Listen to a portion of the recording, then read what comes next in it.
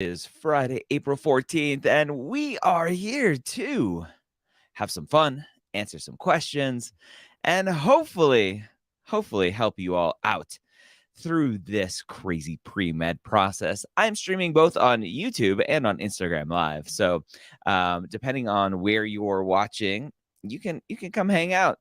Andrew knows the drill. He's already requested to join live. Starting a few minutes late today. I apologize. Good morning, Mr. Oliver and Mr. Stanley. Love that. Love that. What's up, Andrew? Oh, hold on one second. I don't hear you. That's because the sound is not coming through appropriately. Hold on one second. Let's go there. All right. How about that? Can you hear me now? I can hear you. Can you hear me? Can you hear this? Oh, I can hear that perfectly. All right. Good. All right. What's going on? So far, so good. I took the MCAT on March 11th. Okay. And that's part of the question that I'm going to ask. Okay. So I got my highest score of all of my practice tests. So it was a 505, Okay. So it's within that, like, between, you know what I mean? Like, yep. So like it's an unbalanced MCAT score. Okay. And the CARS was a 122. Yep. CP was a 127. Okay. Bio and psych social is a 128. So 127, 122, 128, 128. Yes. Okay. Yeah, that's a bummer. What happened in the CARS section? I don't know. Like, I tried every single, like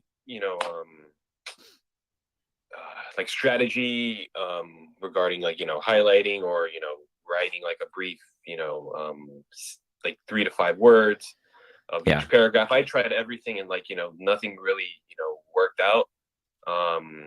And, I try to put more emphasis on the other sections as well. I did CARS every single day. Yeah. Don't get me wrong, but, it was just one of those things of, like, I can't say it is what it is, but, like, I'm glad the other scores were pretty good. Yeah. So what's the question? Yes. So the question is, I'm making my school list, with my MCAT score and my GPA now. Yeah. So mistake number one, at least according to me, do not create your school list based on your MCAT and your GPA. Okay. Got it. Go take a listen to premedyears.com/437. 437? Yep. It's an episode I did all about creating a school list. And you will see in there, nowhere did we mention using MCAT and GPA. The problem with using MCAT and GPA is assuming that the MCAT and GPA data that you get from the MSAR is predictive numbers, right? Or it's guidelines provided by the medical school. They are neither. They are historic data that shows, hey, last class was this. Doesn't mean if you have lower than, significantly lower than, doesn't mean you don't have a chance at that school. But too many people interpret that information and go, oh, the school is telling us that they only want 10% of their class below this number. Therefore, I'm not really competitive at that school, so I'm not going to apply. And then what you do is you're basically saying no for the school, and it just perpetuates those numbers over and over and over again. Okay. So you're kind of like disqualifying yourself without seeing the whole picture of the school. 1,000%. Okay. Yes. So the one thing I do recommend doing, the 122 is going to bite you in the butt for some schools. Some schools will say, I saw one school the other day, I forget what it was, but it specifically said subsection scores less than it was a 124. Subsection scores less than a 124 are considered non-competitive, which in my interpretation is them saying don't apply to us. Oh, okay. So just off that one score itself. Yeah. Okay. All right. Well, hopefully that's, it's a couple schools and not, the the whole norm. Yeah. Okay, well, I'll start, looking at that as well. Yeah, I was looking at the percentiles, and like the 10th percentile was like 506, and then I had like 505. Yeah. Yeah. So, and so you can use them, but Nadal here on YouTube is saying, I believe it's worth applying, but the scores should give you an idea of your chances. No, the scores do not give you an idea of your chances. That's the problem. It's not a predictive score. It's just a data point. Oh, okay, got it. Right. It's okay. Table A23 that the AAMC gives out. It's that grid of GPAs and MCAT scores. And if your GPA is between a 3.4 and a 3.6, and your MCAT score is between a 5.06 and a 5.08, it shows you historically over the last 3 years what percentage of people who applied with those stats got in. And so people bastardize, for lack of a better word, that table and go, oh, this is a chances table. No, it is not. It's not a chances table. It is just a what happened table. Okay, got it. Well, well, I'm glad I'm glad I asked you that question. You probably saved me maybe a couple $1,000s. Perfect. Anything else? Besides that, I was gonna ask a personal statement question, but I'm reading through your personal statement book. Okay. This one.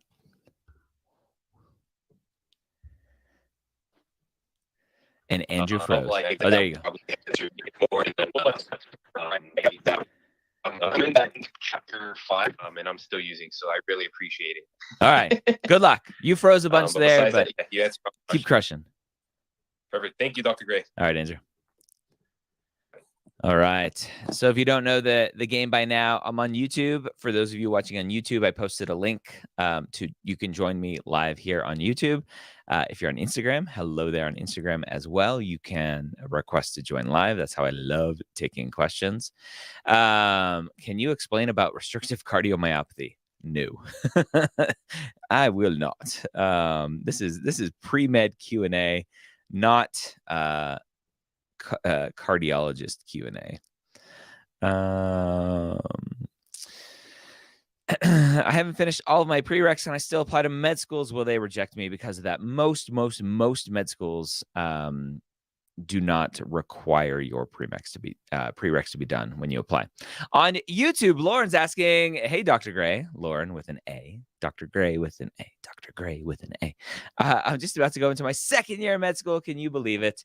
So this doesn't apply to me, but someone on the Facebook page posted about folks with convicted felonies, multiple, trying to pursue medicine. I was interested in your response. Yeah, crimes, felonies, depending on what the felony is, there's always a chance of getting into medical school. Obviously, the saying "time heals all wounds" is potentially applicable even for felonies. So it really depends on what it is.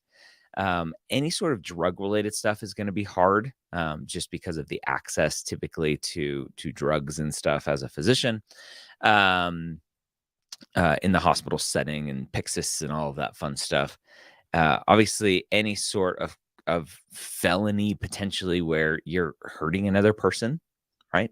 We're entering a field, we're supposed to help people. And if you have felony battery, felony assault, felony something or other, right, there's some potential concerns there. So never say never, but it's a potential issue. Definitely. Julia on Instagram, my story doesn't follow the seed watering event conclusion. How do you recommend approaching the personal statement? Julia, you're like, hey, my personal statement doesn't follow what you advise. What do you advise? Like, your personal statement can be whatever you like. In my book, The Pre-Med Playbook Guide to the Medical School Personal Statement, I do talk about a seed watering event conclusion kind of format. It doesn't necessarily have to go in that order. Obviously, conclusions typically go at the end. But the personal statement doesn't have to follow that. The personal statement can be whatever you want. Does scribing count as shadowing? No, it does not. Join me live. If you're on YouTube, you can join me on your computer or on your phone. Let me see. RK, how are clinical hours viewed? I know quality is important, but is there a cutoff? Say, are 80 to 100 hours too little? No, there typically aren't cutoffs, at least publicly. 100 hours is generally getting to a point where you're probably good. It just depends on what that consistency looks like. So if you have 100 hours from 4 years ago, it's different than if you have 100 hours over the course of the last 6 months to 1 year, and you're consistently continuing to get however many hours, right? 10 hours a month is 120 hours a year. And I think we think of 10 hours a month and go, oh, that's not enough. And as pre-meds, we go, oh, I need something that's 20 hours a week or else it doesn't count. I'm like, 10 hours a month is 120 hours a year. You do that for 2 years, that's 240 hours of consistent, hopefully quality time that you're spending doing this activity. That's wonderful. And it's much better than packing it all into one summer. So yeah, we have a very skewed perspective with what we need for hours. So it's all right. Michelle is applying in July for this cycle in Texas late. July is pushing it for TMD SAS. It's on the, if you look at some of the data that I've seen, it's not public anymore, unfortunately.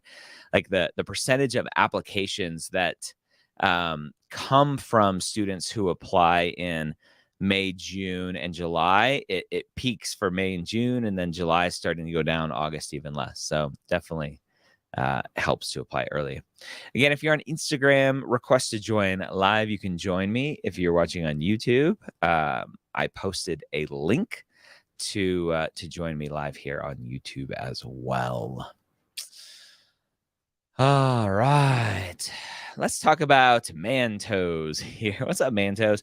Can you pick and choose where your LORs go without Interfolio? Or My LORs. Remember that My LORs, which is part of Mapped Pro. Mapped Pro gives you My LORs.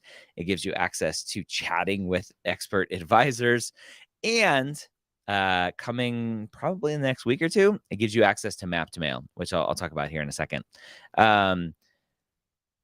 Interfolio gives you the ability to pick and choose what letters go to what application service. It's the individual application service that lets you pick and choose potentially where it goes from there. AMCAS is the only application service that lets you pick and choose what letters in the service go to what schools.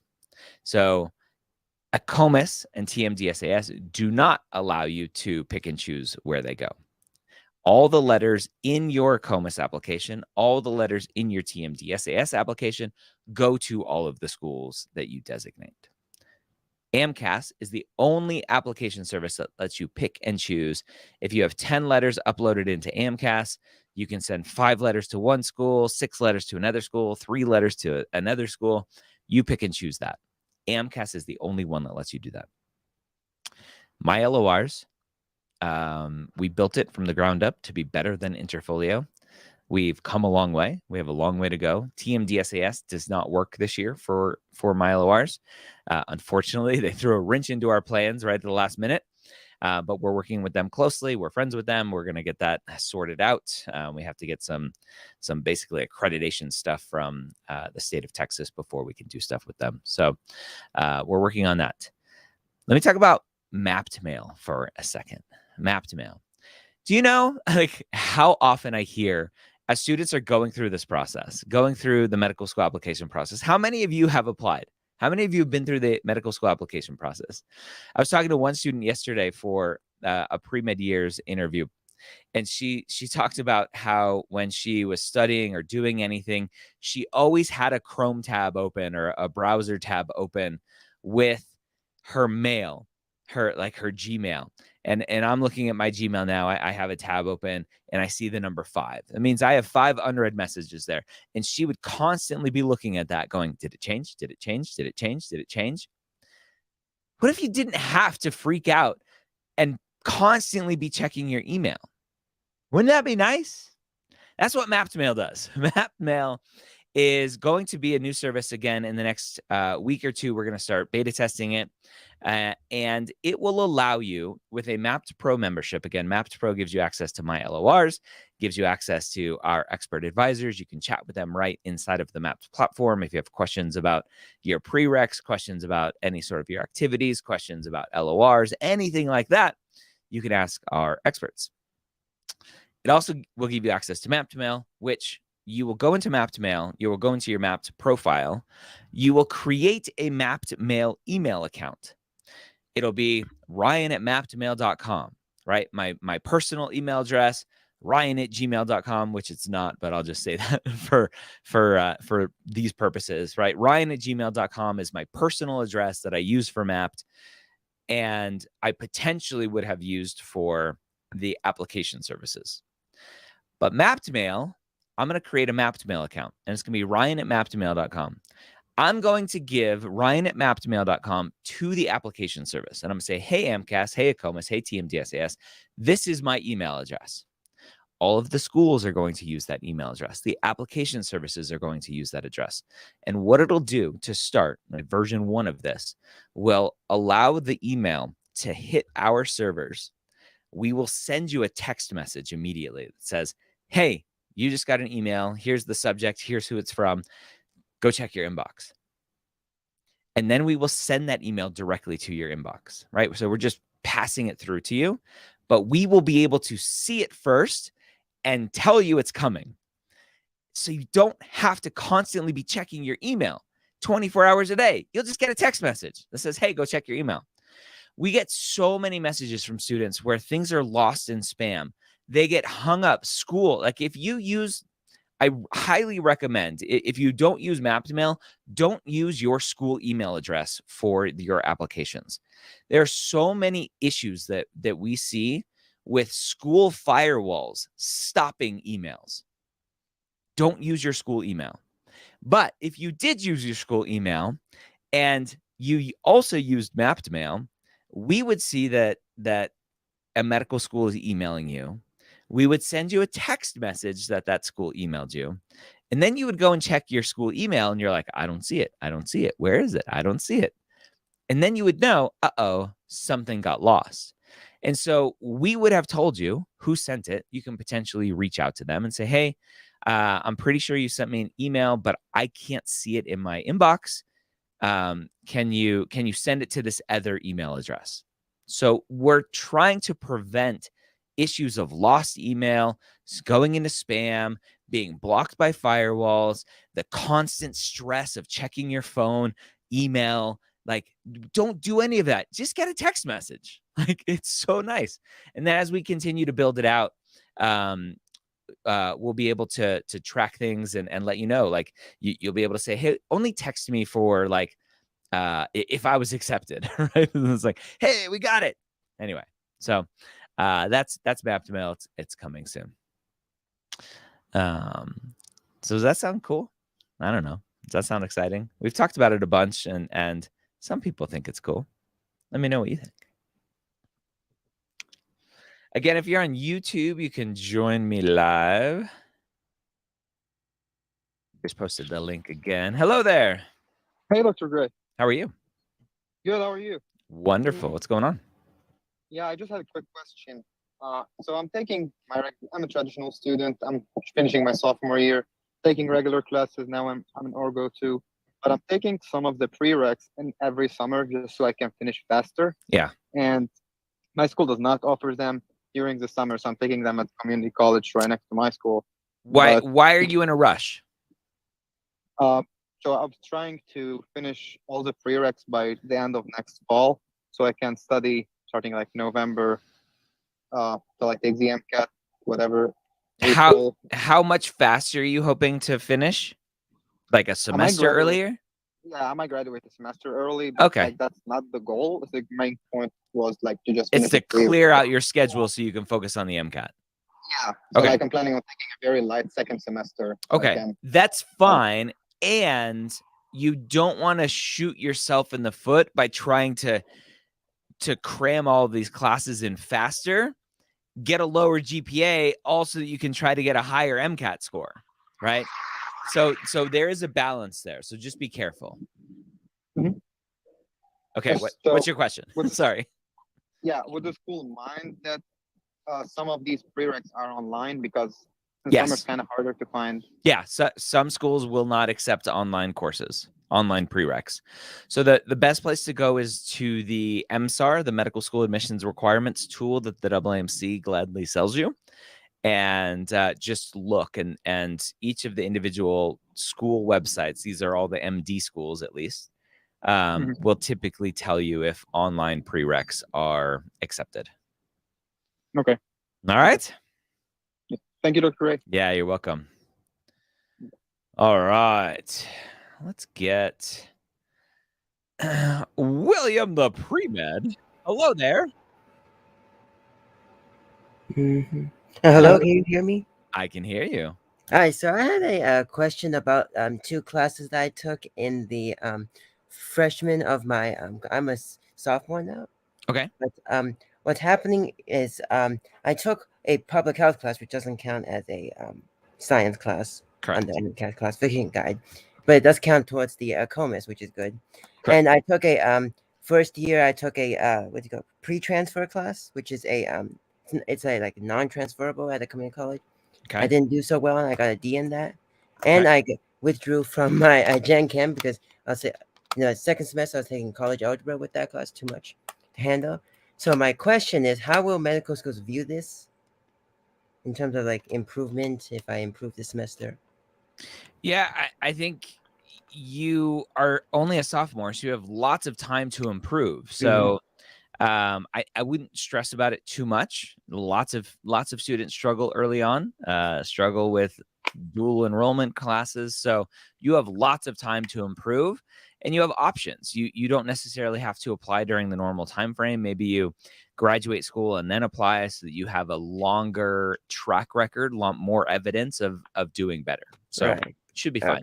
And for this non-transfer class, that's also counted as a math BCPM. What is the non-transfer class? It's an intermediate algebra. It's 5 credits. When you call it a non-transfer class, what do you mean by that? Like since I'm in California, they have the it's called assist, which is like anything that goes to like a UC, like UCs will give credit for like, and classes that are non-transfer, like pre-algebra, like pre-college level English. Okay. Like nothing taught at a 4-year school, basically. Only taught. Where did you take the class? Community college. Yeah. It'll be on your application. What class again was it? Intermediate algebra, like basically high school algebra 2 type class. It's a math class, so yeah, it's just science. Okay, so it will affect my GPA. I see. Yep. All right. Thank you very much, Dr. Gray. Yeah. Good luck. All right. Let's keep rocking. Vanessa, hello. Hello. Hi there. Oh, hello. I just had some questions. I just discovered your channel recently. I'm in Canada. And so a little background, I did my degree in stats 4 years ago. And thinking about medicine now. And in Canada, we don't really need any prereqs. Just need to take the MCAT. And I talked to need like a perfect MCAT score. That's all. Well, I talked to the assistant dean of admission here. I'm in Calgary at the University of Calgary, and all my stats are great for undergrad. And I was just wondering if there are any resources you recommend, because I have never taken a bio class, never taken a chem class. I've taken physics. Yeah.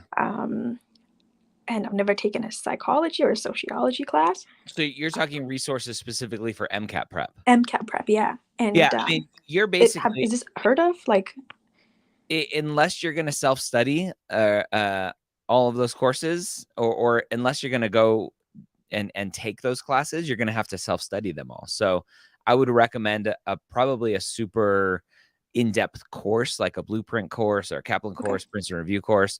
We recommend Blueprint. We're partners with them. We're friends with them. The Blueprint Live Online course allows you to get all of the content and knowledge that you need. You get books that you can get, and then you get classes to integrate that information into the MCAT. Okay. Well, and I was just wondering if like there was any, I listened to some interviews yesterday of non-trads, but it seems like they're all in the States and they've taken something called a post-bac, which Yep. they have taken the classes. But in your experience, has there been anyone who has like self-studied and taken the MCAT and been successful? Not that I know of, but Oh, it doesn't God. mean it doesn't happen. I just don't know of it, right? It's not a common thing here in the States because most students are taking those courses anyway. So it's just, I haven't heard of it because it's just not common here in the States. Doesn't mean it's not possible. Okay, well, perfect. I'm gonna sign up for Blueprint and hopefully I can keep you updated. Thank All you. right, let me know. All right, Michael, hello. Hey, Dr. Ryan. So I got on your pre-med Facebook page and Yeah. I let my story be known that I have a bad past about 21 years ago. And people gave some amazing advice there. And I was just wondering, aside from trying to get some of those expunged, I do have a bunch of nonviolent felonies years ago. Okay. How do you approach that when you're finally, I get through school and I'm about to apply to med school? How exactly do I approach it if I can't get, like a small bit of it expunged? I mean, I made some really bad choices years ago, but I want to move forward with becoming a doctor. So what do you suggest? It's funny. A student asked the question. I don't know if you know that a student had already asked that question. Okay. Basically, like, hey, someone's posting about felonies and getting. That was me. That was you. Yeah. Yeah. No. Thanks for coming on, being transparent. My answer basically was, it's possible, right? Obviously, there are going to be a certain subset of felonies that are probably just dead ends, right? If like murder, right? You kill someone, you're probably not going to be a doctor. Well, that goes against the Hippocratic Oath anyway. You would think, right? First shall not murder is definitely there. So I think the best thing to do, how long ago were these? Like 20 something years ago? So 2001 to 2004 was kind of the knucklehead portion of my life. The rough period. So yeah. Okay. So 2004 was like the end of it. In 2005, I violated my probation on the 2004 one, but I know I can get the Washington and Oregon ones gone. If you look at some of the posts, you'll see what I did. And then the Florida one's a little bit harder because I have to go for pardon because Florida is super strict on everything. Oh, I thought Florida's the free state. Come on. No, Oregon and Washington are the states that have a heart for change, not Florida. Oh, shocker. Yeah. Yeah. So what I would recommend doing is as much as, when are you hoping to start medical school? Well, again, this is a very preliminary pre-med dream. I'm working as a truck driver, so I'm hoping in 2025 to have all my ducks in a row because I want to pay for my undergraduate like in cash, because I'm gonna have to save all of my student loaning for medical school if and when I do get in. So 2025 with a 2029 graduation, hopefully, and then 2029 is 29 is when I want to apply for med school. Okay. So what I would recommend doing, because you have some time to figure this out, is I would recommend going to conferences as much as possible, getting in front of people as much as possible, like the recruiters and admissions committee members at different schools, and be a person in front of them, right? It's very different when you are a jolly person in front of them going, hey, how you doing? Oh, by the way, I have some felonies, versus just a paper on their desk that says, hey, I have some felonies. Funny you mentioned that, because I did that in trucking as well, because when I got my CDL, I couldn't get hired on for like 3 years. Nobody would put me in a truck. I mean, $200,000 truck. All my crimes are theft related, unfortunately. So who would give me a $200,000 truck? Yeah. But I did that. I went, to these trucking companies, and I finally got one that was able to give me a chance. And here I am 10 years later, still driving a truck. Awesome. And probably going to need a back surgeon eventually because of American infrastructure. But other than that, no, I'm really motivated. And I really, really, really want to move forward with the process. And I know the timeline is critical for undergrad, because if I get in there, I'm working on the expunging and sealing of records in Oregon and Washington, and then I'm going to work on a Florida pardon. But just knowing that I have to apply for med school, as you say, the third year, or take your MCAT the third year and more than likely apply around May, June. The earlier the better, as you always say. And then hopefully wait for those decisions. So, but yeah, finding conferences and doing all of that is definitely a great piece of advice. Thank you. Yeah. So MappedCon, I'll be selfish here. Talk about MappedCon is our conference in Baltimore in October. If you can make that work with your schedule. Okay. So I just have to put in home time. Yeah. So I got a good bunch of time, but I think Oregon and Washington are promising, so I can get those off. But Florida, oh God, I wish I could go back and change that, but I can't. I have to move forward and deal with what I got.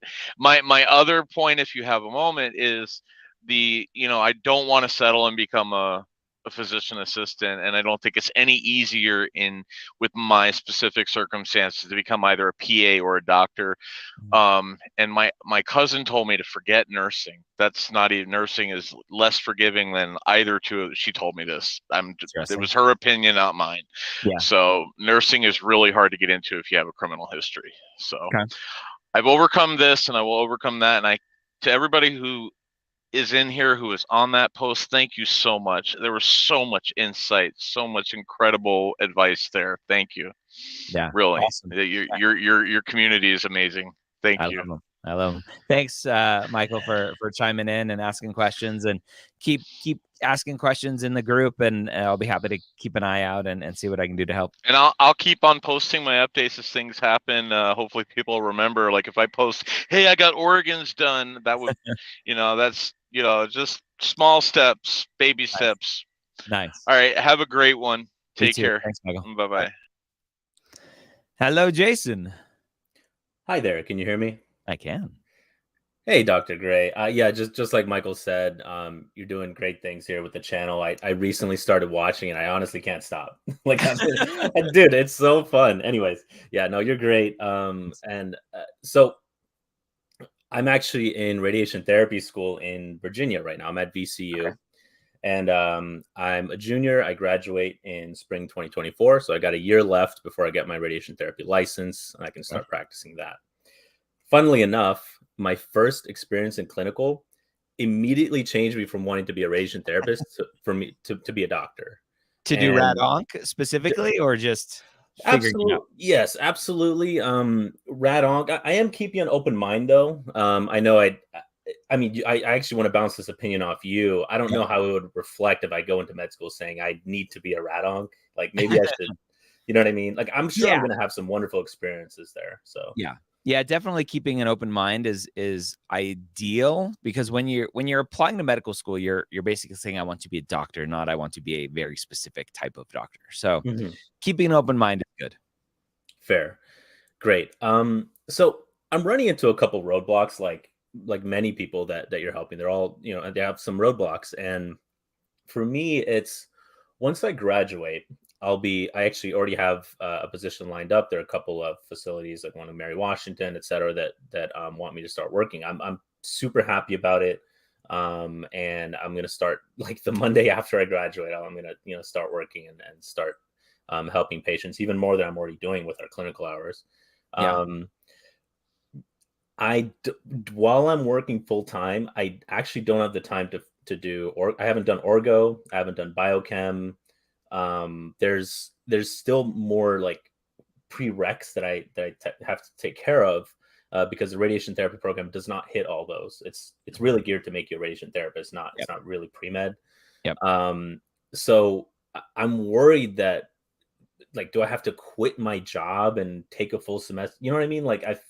It's kind of a balance for me where if I were to finish up all these prereqs, which is really just orgo and biochem that I need now with lab, I would need to basically quit my job for an entire 16 weeks. Would you suggest I do that? Why would you have to quit your job to take 2 classes? There are plenty of people out there working full time and going to school. Okay, that's fair. So I guess I'm having trouble finding a program for orgo that doesn't require going in I don't know, Monday, Tuesday, Thursday, or something like that. So community college is typically going to be more flexible if you can find a community college program. It's not the most ideal, but it's doable. in terms of will medical schools accept those classes. If your grades are otherwise good, it shouldn't be an issue. You just don't want to make it look like you're trying to avoid the hard classes, right? And if you, especially if you have a lower GPA. So, but community college courses are probably your best bet if you're needing to work. The other option potentially is just going a little bit slower and just taking one class a semester and trying to be flexible with your job, depending on if you want to be public about what your aspirations are. Because a lot of times people are like, I don't want to tell my job I'm going to leave. So they're going to fire. Exactly. Yeah. It's a little bad pace, isn't it? Yeah. Yeah. So there are lots of options. Think outside the box. I don't think you need to quit your job just to go back to school. But if you can find community college, probably the best bet for that. That's totally fair. And, it'll push me a cycle, but judging by, what I've seen, and actually a comment you made earlier in this podcast already, I shouldn't really try to rush and cram everything into like a tiny little, although, I'm getting straight A's now in my program, top of my class. I'm feeling very confident. And I've already met multiple rad oncs. Well, I guess I'm not going to name them here, but they love me. I love them. I love the field. So I'm going to try my best to try to get in at least by 2026. I hope so. Okay. The other thing to think about potentially is online courses. There are med schools out there that will accept online courses. You just need to kind of go through the list and see if like your dream school is one that doesn't accept online courses. So there's some potential flexibility there. I know Hopkins is the big name off the top of my head that post-COVID basically did a huge change in their policy and said, hey, forevermore, online courses are accepted. Whether you took them pre-COVID, during COVID, post-COVID, we accept online courses. And I applaud them for making that statement because guess what? They taught their medical students online and it works. It works just fine, right? It's not ideal for every student, but for students where it works, the classes are fine. You're learning the material. You're being tested appropriately. Like, why not accept online courses? So great. Yeah, no, it's lovely to hear that they're more flexible and that one last thing to leave you with, and it's probably going to make you chuckle a little bit. What if I only applied to literally just VCU, just one medical school in the first cycle? You can. How would that look?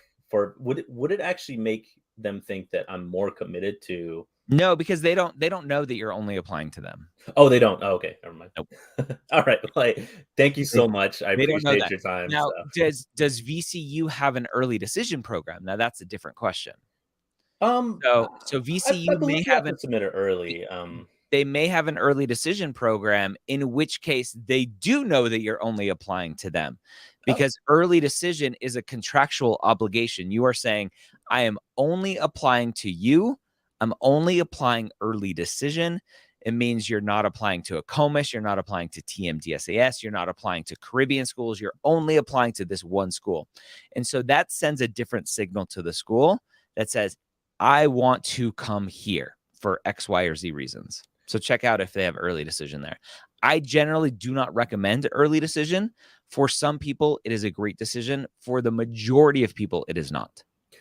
Okay. Well, thank you so much for that advice. I think that sounds like something I may try for the first cycle. And I'll just get some really good letters of recommendations from some of these oncologists. And thanks again. And great work. Keep it up. Sounds good.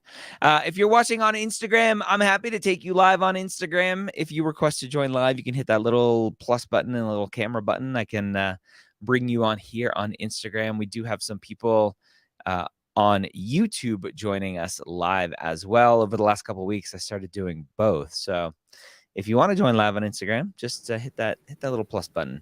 Hello there, Russ. Yo, what is up, Dr. Gray? Can you hear me? Yo. Yo, I'm famous. Let's go. Okay, so I'm gonna try to keep this like not really long because there's a lot of people who have other questions. Okay. So I want to know, does my EMT class that's graded count towards my science GPA for DO? I need to know that. Yeah, there are some weird nuances that I just haven't memorized. So what I recommend doing, unfortunately, is you just have to go read the instruction manual for a COMIS, and it has some nuances of if it's an accredited school, even if it's a technical school, if it's accredited, you get a grade, then yes, sometimes we want all of those grades put into the system. So there's just some weird caveats and very big specifics there that I don't have memorized. Okay. All right, cool.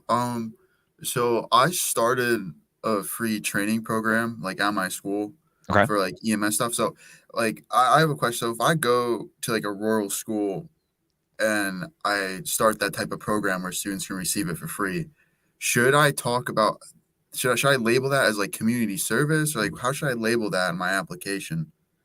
So you started the program, or you started Yeah. taking the program? No, I started the program. Like you created it. Yeah, like basically I went to our fire department in town and I was like, hey, like listen, like we can get like students being trained for free. We just like you basically like the state of Pennsylvania, which is where I live, they have almost every state has some sort of way to get your EMT certification for free. Okay. Like it's a big thing. So like what we did is we went to the fire department, and what we have is your students, they'll sign up with a company and they'll pay for the training and they'll just like volunteer their service there or whatever. But I don't know how I would like classify that type of EC. Would that be like leadership or? So there are no rules when it really comes to doing that. You can label it leadership. You can label it community service. I probably wouldn't label it. You could potentially label it other, right? But leadership potentially may be a good one there. Okay. I also want to ask, if I become an AEMT, like in my gap year, should I list that on my initial application, or should I like just put it in my secondaries? When are you going to start being an AEMT? I'm gonna take the class right after I graduate, and it's gonna be at a community college. So I don't know if I should, like, if I have to list it. Yeah. So if you're taking them at a like real community college, then again, those are probably accredited classes that are going to be wanting to be put on the application. The question again is, when are you going to start doing those things? So if you submit your application in June, but you're not going to start being an AMT until after you've taken your classes, you get your certification in September, then yeah, it wouldn't really go on your application. It would be in an update letter potentially, or for schools in their secondaries will ask questions of like, hey, what are you planning on doing if you're not in school full time? All right. All right. Hello? All right. Looks like we lost Russ. Hopefully he heard the rest of that. Good questions. Again, if you're on Instagram, I'm taking your questions. You can request to join live and I'll bring you on here. I don't see any questions coming up.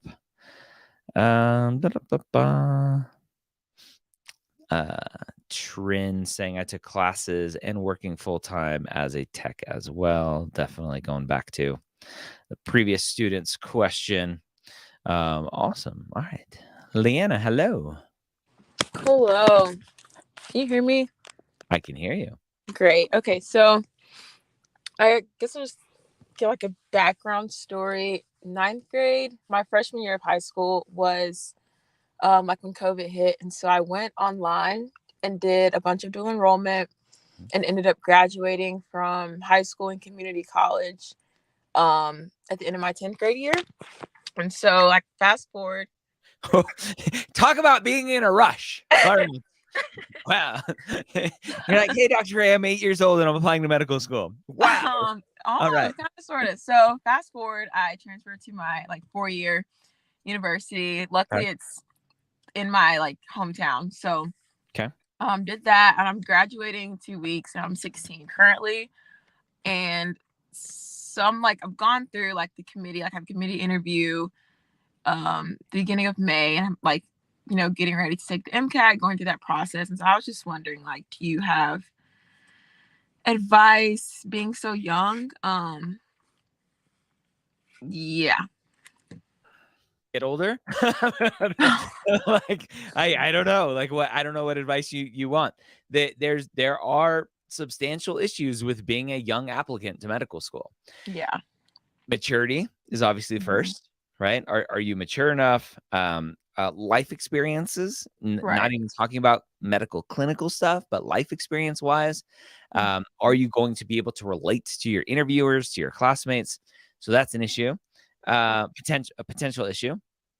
And then typically where we see age being an issue is you typically have to be 18 to do a lot of the medical clinical things that are expected of you to test this hypothesis that you want to be a doctor.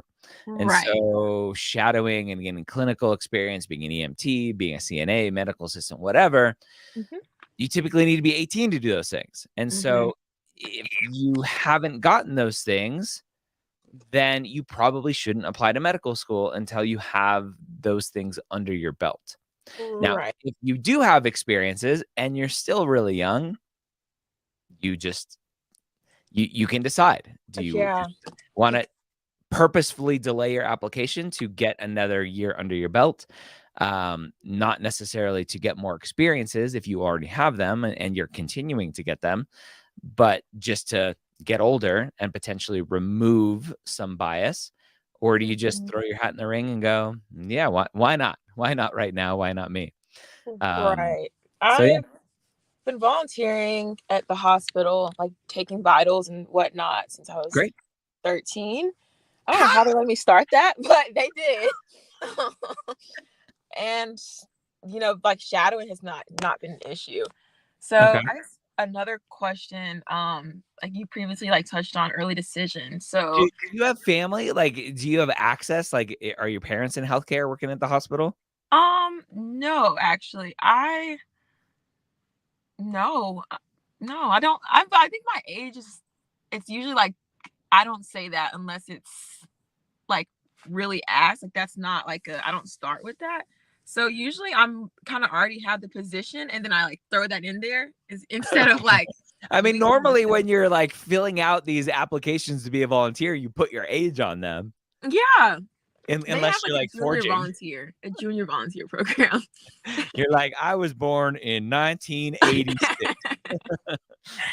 But so this past summer I did like a research program like an hour away from, it's at UAB, and so the lab I was in, he's now the like dean of the medical school, like president, whatever. He's supposed to be writing my letter and that sort of thing. And so of course, like being so young, I would be, more than happy to stay close. And so I was wondering, do you think, would early decision be like reasonable in this sort of situation? Yeah, to me that's not an early decision thing, right? Of like, I want to apply to your school so I can stay close to home because I'm a baby still, basically. Early decision really is like, I have super strong ties to this school. I don't want to leave this school. So what you're saying is, I like this area. I want to stay in this area because my family's here, whatever. Look, it can't hurt if you want to give it a shot. If like you're like, I only want to apply to this one school this year, great, early decision. The problem is early decision. If you don't get accepted at early decision and you also want to apply to other schools, you can't until you're released from that early decision application. And that typically happens near the end of September, beginning of October. So it just puts you behind for all of your other applications. Yeah. So how old are you now? I'm now 16. I turned 17 in July. Holy moly. Yeah. Like it's doable. I mean, I don't know if you saw, maybe she's your sister or something, the 13-year-old that just got into school. I did see her. Yeah. You reach out to her and be like, hey, sister, like, what's going on? Help me out.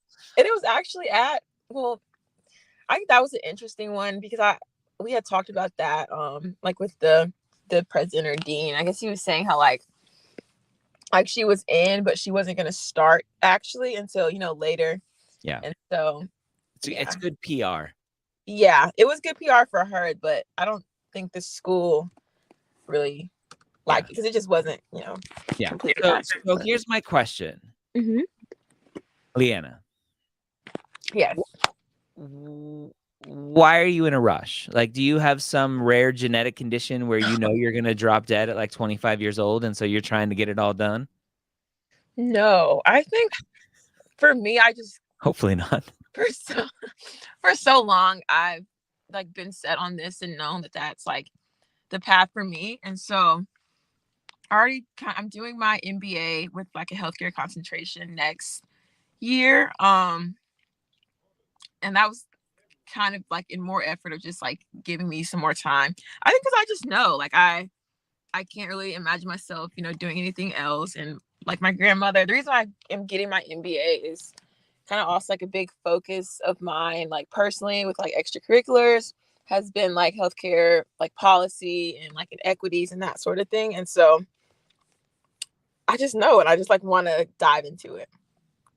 Okay. Yeah. Go for it. Keep me posted. Like, I would love to feature a 17-year-old getting into med school, because hey, why not? But yeah, it's an uphill battle for sure. Mm-hmm. But it sounds like you've been doing everything you need to be doing. So good on you. All right, thank you, and I will keep you posted. I've also like emailed a couple schools and there's 2 like MD schools in Alabama, and so I have a meeting with one of them in 2 weeks. So just trying to like get it out there as well, because kind of with the person with felons, I think like seeing that on paper and actually talking to them is exactly. Yeah. So yeah. All right. Good luck. Thank you. You're welcome. All right, everyone. It is the top of the hour. I have to run and go teach Application Academy. I hope this was wonderful for you, helpful for you, to give you some insight into this crazy world of being a pre-med. Hope you have a great weekend. See you soon.